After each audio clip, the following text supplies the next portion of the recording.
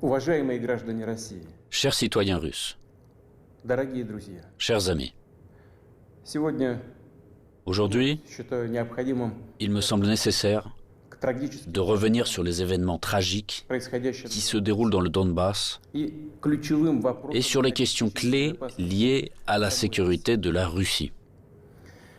Начну с того, о чем говорил. Je vais commencer par ce que j'ai dit dans mon discours du 21 février de cette année. Речь о том, что вызывает у нас Je me réfère à ce qui nous préoccupe particulièrement, о тех à savoir les menaces fondamentales que font peser sur notre pays de manière démesurée et arrogante, pas à pas, année après année, les hommes politiques occidentaux irresponsables. Il s'agit de l'expansion de l'OTAN vers l'Est, du fait que ces infrastructures militaires s'approchent des frontières de la Russie. On sait très bien que depuis 30 ans, nous nous efforçons, avec persistance et patience, de parvenir à un accord avec les principaux pays de l'OTAN sur les principes de sécurité égale et indivisible en Europe. En réponse à nos propositions, ça n'a toujours été que soit des tromperies et des mensonges cyniques, ou des tentatives de pression et de chantage, alors que l'Alliance Atlantique, malgré toutes nos protestations et préoccupations, ne cesse de s'élargir. La machine de guerre est en marche, et, je le répète, elle s'approche très près de nos frontières. Pourquoi tout cela arrive-t-il? Pourquoi cette attitude arrogante consistant à parler dans l'optique de sa propre exclusivité, infaillibilité et permissivité? D'où vient cette attitude indifférente et dédaigneuse à l'égard de nos intérêts et de nos demandes absolument légitimes? La réponse est claire. Tout est clair et évident. L'Union soviétique s'est affaiblie à la fin des années 80, puis elle s'est effondrée. Tout ce qui s'est passé à l'époque est une bonne leçon pour nous aujourd'hui. Cela a mis en exergue que la paralysie du pouvoir et de la volonté est le premier pas vers la dégradation complète et l'oubli. Dès que nous avons perdu notre confiance en nous-mêmes, un certain temps, l'équilibre des pouvoirs dans le monde a été rompu. Cela a conduit à une situation où les traités et accords existants ne sont plus réellement en vigueur. La persuasion et les demandes n'ont aucun effet. Tout ce qui ne convient pas aux détenteurs de l'hégémonie, aux grands de ce monde, est qualifié d'archaïque, obsolète et inutile. Et inversement, tout ce qui leur semble avantageux est présenté comme la vérité ultime, est imposé à tout prix, de manière insolente, par tous les moyens. Ceux qui ne sont pas d'accord finissent à genoux. Ce dont je parle maintenant ne concerne pas seulement la Russie, et nous ne sommes pas les seuls à être préoccupés par cela. Il s'agit de l'ensemble du système de relations internationales, et parfois même les alliés des États-Unis eux-mêmes. Après l'effondrement de l'URSS, le monde a été de fait remodelé et les normes établies du droit international, dont les principales, fondamentales, ont été adoptées à la fin de la Seconde Guerre mondiale et ont largement consolidé ces résultats, ont commencé à gêner ceux qui se sont déclarés vainqueurs de la guerre froide. Bien sûr, dans la vie pratique, dans les relations internationales, dans les règles pour les organiser, il était nécessaire de prendre en compte les changements de la situation dans le monde et de l'équilibre même des forces. Mais cela aurait dû être fait de manière professionnelle, progressivement, avec patience, en prenant en compte et en respectant les intérêts de tous les pays, et en pleine conscience de leurs responsabilités. Or non, en raison de l'euphorie due à la supériorité absolue, d'une sorte de forme moderne d'absolutisme, et dans le contexte d'un faible niveau de culture générale et de fatuité de ceux qui ont préparé, pris et promu des décisions qui étaient rentables uniquement pour eux-mêmes, la situation a pris une tournure différente. Voici des exemples tout trouvés. Tout d'abord, sans aucune autorisation du Conseil de sécurité de l'ONU, ils ont mené une opération militaire sanglante contre Belgrade. Ils ont utilisé des avions, des missiles en plein cœur de l'Europe. Plusieurs semaines de bombardements continus sur des villes pacifiques, sur des infrastructures vitales. Il est nécessaire de rappeler ces faits, car certains collègues occidentaux n'aiment pas se souvenir de ces événements. Et quand nous en parlons, ils préfèrent faire référence non pas aux normes du droit international, mais aux circonstances qu'ils interprètent comme ils l'estiment nécessaires. Puis est venu le tour de l'Irak, de la Libye et de la Syrie. L'utilisation illégitime de la force militaire contre la Libye, la dénaturation de toutes les décisions du Conseil de sécurité de l'ONU sur la question libyenne ont conduit à la destruction complète de l'État, au fait qu'un énorme foyer de terrorisme international est apparu, au fait que le pays s'est trouvé plongé dans une catastrophe humanitaire dans l'abîme de la guerre civile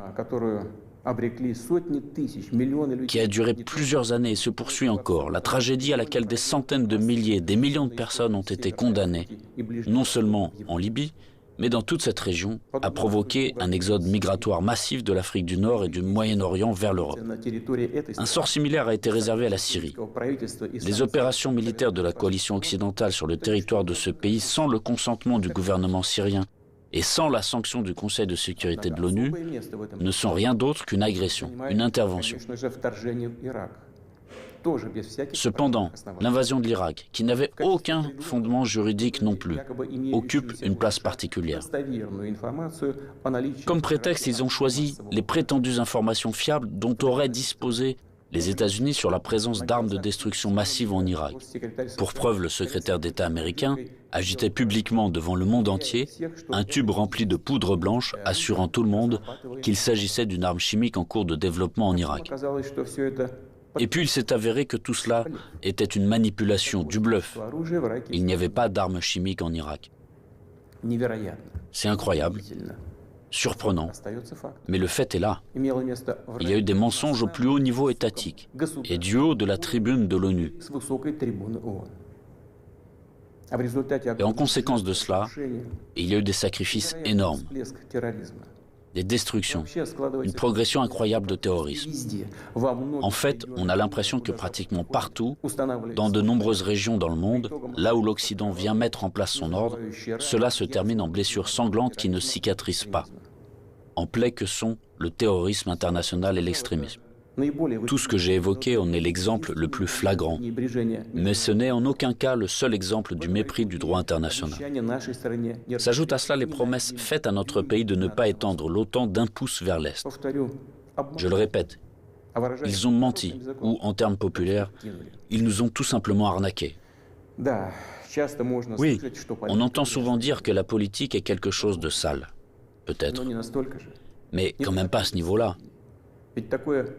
Après tout, un tel comportement de tricheur contredit non seulement les principes des relations internationales, mais surtout les normes de moralité et d'éthique généralement reconnues. Où sont la justice et la vérité ici? Ce ne sont que des mensonges et de l'hypocrisie. Par ailleurs, des hommes politiques, des politologues et des journalistes américains eux-mêmes écrivent et parlent du fait qu'un véritable empire du mensonge a été créé aux États-Unis ces dernières années. Difficile de ne pas être d'accord avec ça, c'est ainsi. Mais il ne faut pas jouer les modestes. Les États-Unis restent un grand pays, une puissance avec un rôle moteur.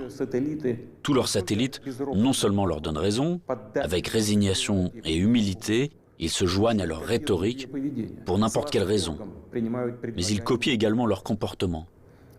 Ils acceptent avec enthousiasme les règles proposées. Par conséquent, nous avons toutes les raisons d'affirmer avec certitude que l'ensemble de ce qu'on appelle le bloc occidental, formé par les États-Unis à leur image, est, dans cet ensemble, cet empire du mensonge. Quant à notre pays, après l'effondrement de l'URSS, malgré toute l'ouverture sans précédent de la nouvelle Russie moderne, la volonté de coopérer honnêtement avec les États-Unis et d'autres partenaires occidentaux, et dans les conditions d'un désarmement quasi unilatéral, Ils ont immédiatement essayé d'aller jusqu'au bout, de nous achever, de nous détruire complètement. C'est exactement ce qui s'est passé dans les années 90, au début des années 2000, lorsque l'Occident, dit collectif, a soutenu très activement le séparatisme et les gangs de mercenaires dans le sud de la Russie. Quels sacrifices, quelles pertes, tout cela nous a-t-il alors causé? Quelles épreuves avons-nous dû traverser avant de briser définitivement le terrorisme international dans le Caucase? Nous nous en souvenons et nous ne l'oublierons jamais. En fait, jusqu'à récemment, ils n'ont cessé de chercher à nous utiliser dans leurs propres intérêts, de détruire nos valeurs traditionnelles, de nous imposer leurs pseudo-valeurs, ce qui nous consumerait, nous, notre peuple, de l'intérieur. Ces attitudes qu'ils imposent déjà agressivement dans leur pays et qui conduisent directement à la dégradation et à la dégénérescence, car ils contredisent la nature humaine. Cela n'arrivera pas et personne n'y est jamais arrivé. Cela ne fonctionnera pas non plus maintenant.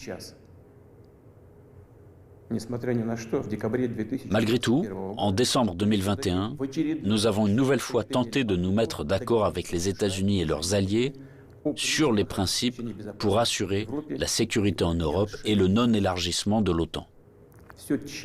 Tout cela en vain. La position américaine ne change pas. Ils ne considèrent pas comme nécessaire de négocier avec la Russie sur cette question clé pour nous. Ils poursuivent leurs propres objectifs et négligent nos intérêts.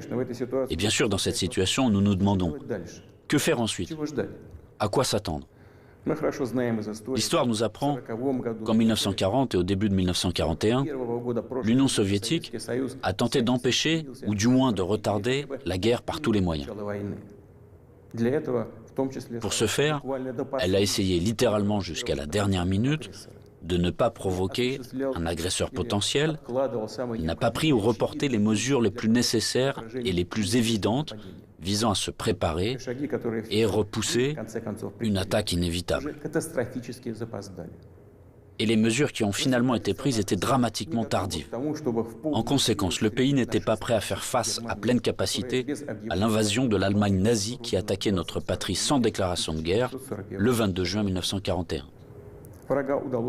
L'ennemi a été arrêté, puis écrasé, mais à un coût colossal. La tentative d'amadouer l'agresseur à la veille de la Grande Guerre patriotique s'est avérée être une erreur qui a coûté cher à notre peuple.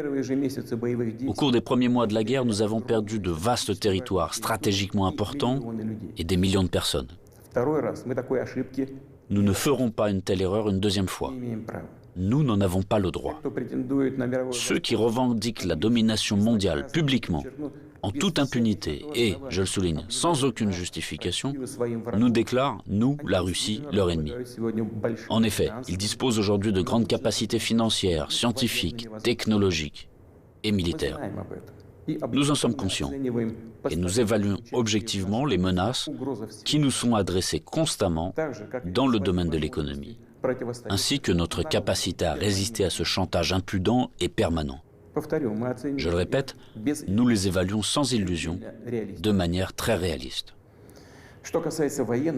En ce qui concerne le domaine militaire, la Russie moderne, même après l'effondrement de l'URSS et la perte d'une grande partie de son potentiel, est aujourd'hui l'une des puissances nucléaires les plus fortes du monde et elle dispose en outre d'avantages en ce qui concerne un certain nombre d'armes de pointe. Il ne devrait donc faire aucun doute qu'une attaque directe contre notre pays entraînerait une défaite et des conséquences désastreuses pour tout agresseur potentiel.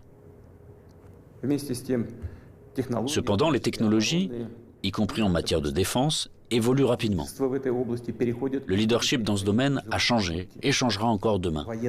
Tandis que la conquête militaire des territoires adjacents à nos frontières, si nous laissons cela se produire, se poursuivra pendant des décennies, ou peut-être pour toujours. Et cela constituera une menace toujours plus grande et totalement inacceptable pour la Russie. Aujourd'hui même, alors que l'OTAN s'étend vers l'Est, la situation pour notre pays se dégrade et devient chaque année plus dangereuse. En outre, ces derniers jours, les dirigeants de l'OTAN ont explicitement évoqué la nécessité d'accélérer, de forcer l'avancée des infrastructures de l'Alliance vers les frontières de la Russie. En d'autres termes, ils renforcent leur position. Nous ne pouvons plus nous contenter de regarder ce qui se passe. Ce serait complètement irresponsable de notre part. La poursuite de l'expansion de l'infrastructure de l'Alliance Atlantique, la conquête militaire des territoires de l'Ukraine qui a commencé, tout cela est inacceptable pour nous. Le problème, bien sûr, ce n'est pas la structure de l'OTAN elle-même. Elle n'est qu'un instrument de la politique étrangère des États-Unis. Le problème est que sur les territoires qui nous sont adjacents, je vous le fais remarquer, sur nos propres territoires historiques, une anti-Russie est en train d'être créée, qui a été placée sous un contrôle extérieur total, qui est colonisée de manière active par les forces armées des pays de l'OTAN, et où il y a un afflux d'armes les plus modernes. Pour les États-Unis et leurs alliés, il s'agit de ce qui est qualifié de politique de dissuasion de la Russie, de dividendes géopolitiques évidents. Et pour notre pays, c'est finalement une question de vie ou de mort. La question de notre avenir historique en tant que peuple. Ce n'est pas une exagération, c'est la vérité. C'est une menace réelle, non seulement pour nos intérêts, mais pour l'existence même de notre État, pour sa souveraineté. C'est cette même ligne rouge dont on a parlé à plusieurs reprises. Ils l'ont franchie. Par conséquent, il faut parler de la situation dans le Donbass. Nous voyons que les forces qui ont effectué un coup d'État en Ukraine en 2014 ont pris le pouvoir et le conservent, de fait, à l'aide de procédures électorales décoratives et ont finalement renoncé à un règlement pacifique du conflit. Pendant 8 années infiniment longues, nous avons fait tout notre possible pour que la situation soit résolue par des moyens pacifiques et politiques. Tout cela en vain. Comme je l'ai dit dans mon précédent discours, on ne peut pas regarder sans compassion ce qui se passe là-bas. Il n'était tout simplement plus possible de supporter tout cela. Il était nécessaire de mettre fin immédiatement à ce cauchemar, au génocide des millions de personnes qui y vivent, dont le seul espoir est la Russie, dont le seul espoir est en nous. Ce sont ces aspirations, ces sentiments, la douleur des gens qui ont été pour nous le principal motif pour décider de reconnaître les républiques populaires du Donbass. Voilà ce qui me paraît important de souligner davantage. Les principaux pays de l'OTAN, pour parvenir à leurs propres objectifs, soutiennent en Ukraine les nationalistes extrêmes et les néo-nazis, qui à leur tour ne pardonneront jamais aux Criméens, aux habitants de Sébastopol, leur libre choix, à savoir la réunification avec la Russie. Bien sûr, ils iront en Crimée, tout comme dans le Donbass, portant la guerre, afin de tuer, tout comme les punisseurs des gangs de nationalistes ukrainiens, complices d'Hitler pendant la Grande Guerre patriotique, qui massacraient des personnes sans défense. Et ils déclarent aussi ouvertement revendiquer un certain nombre d'autres territoires russes. Tout le cours des événements et l'analyse des informations reçues montrent que l'affrontement de la Russie avec ses forces est inévitable. Ce n'est qu'une question de temps. Ils se préparent, ils attendent le moment favorable. Maintenant, ils revendiquent également la possession d'armes nucléaires. Nous ne laisserons pas faire ça. Comme je l'ai déjà mentionné auparavant, après l'effondrement de l'URSS, la Russie a accepté de nouvelles réalités géopolitiques. Nous respectons et nous traiterons avec respect tous les pays nouvellement formés dans l'espace post-soviétique. Nous respectons et respecterons leur souveraineté, comme en témoigne l'aide que nous avons apportée au Kazakhstan qui a fait face à des événements tragiques et à un défi lancé à son statut d'État et à son intégrité. Mais la Russie ne peut pas se sentir en sécurité, se développer, exister avec une menace constante venant du territoire de l'Ukraine contemporaine. Je rappelle que dans les années 2000-2005, nous avons riposté militairement aux terroristes du Caucase, défendu l'intégrité de notre État, préservé la Russie. En 2014, nous avons soutenu les Criméens et les résidents de Sébastopol. En 2015, nous avons utilisé les forces armées pour mettre un obstacle sûr à l'infiltration de terroristes de Syrie en Russie. Nous n'avions pas d'autre moyen de nous protéger. La même chose se produit à l'heure actuelle. On ne nous a tout simplement pas laissé d'autres possibilités de protéger la Russie, notre peuple, à l'exception de celles que nous devrons utiliser aujourd'hui. Les circonstances exigent que nous prenions des mesures décisives et immédiates. Les républiques populaires du Donbass ont demandé de l'aide à la Russie. À cet égard, conformément à l'article 51, partie 7 de la Charte des Nations Unies, conformément à l'autorisation votée par le Sénat de la Fédération de Russie et en application des traités d'amitié et d'assistance mutuelle avec la République populaire de Donetsk et la République populaire de Lugansk, ratifiés par l'Assemblée fédérale le 22 février dernier, j'ai décidé de mener une opération militaire spéciale. Son objectif est de protéger les personnes qui souffrent des abus et du génocide de la part du régime de Kiev depuis 8 ans. À cette fin, nous nous efforcerons de démilitariser et de dénazifier l'Ukraine et de poursuivre en justice ceux qui ont commis des crimes nombreux et sanglants contre des civils, y compris des citoyens de la Fédération de Russie. Dans le même temps, nous ne planifions pas d'occuper des territoires ukrainiens. Nous n'avons pas l'intention d'imposer quoi que ce soit à qui que ce soit par la force. Cependant, nous entendons de plus en plus souvent dire en Occident que les documents signés par le régime totalitaire soviétique qui instaurèrent les résultats de la Seconde Guerre mondiale ne devraient plus être appliqués. Eh bien, quelle est la réponse à cette question? Les résultats de la Seconde Guerre mondiale sont sacrés, tout comme les sacrifices de notre peuple sur l'autel de la victoire sur le nazisme. Et cela ne contredit pas les hautes valeurs des droits de l'homme et des libertés fondées sur les réalités de toutes les décennies d'après-guerre. Cela n'annule pas non plus le droit des peuples à l'autodétermination stipulé par l'article 1er de la Charte des Nations Unies. Je tiens à vous rappeler que ni lors de la création de l'URSS, ni après la Seconde Guerre mondiale, personne n'a jamais demandé aux habitants de certains territoires faisant partie de l'Ukraine d'alors comment ils voulaient eux-mêmes organiser leur vie. Notre politique est fondée sur la liberté de choix, permettant à chacun de déterminer en toute indépendance son propre avenir et celui de ses enfants. Et nous considérons qu'il est important que ce droit, le droit de faire son choix, puisse être exercé par tous les peuples vivant sur le territoire de l'Ukraine contemporaine, par tous ceux qui le souhaitent. À cet égard, je m'adresse également aux citoyens ukrainiens. En 2014, la Russie a été obligée de protéger les habitants de Crimée et de Sébastopol de ceux que vous traitez vous-même de nazis. Les habitants de Crimée et de Sébastopol ont choisi de rejoindre leur patrie historique, la Russie, et nous l'avons soutenu. Je le répète, il était tout simplement impossible de faire autrement. Les événements d'aujourd'hui ne sont pas liés à la volonté de porter atteinte aux intérêts de l'Ukraine et du peuple ukrainien.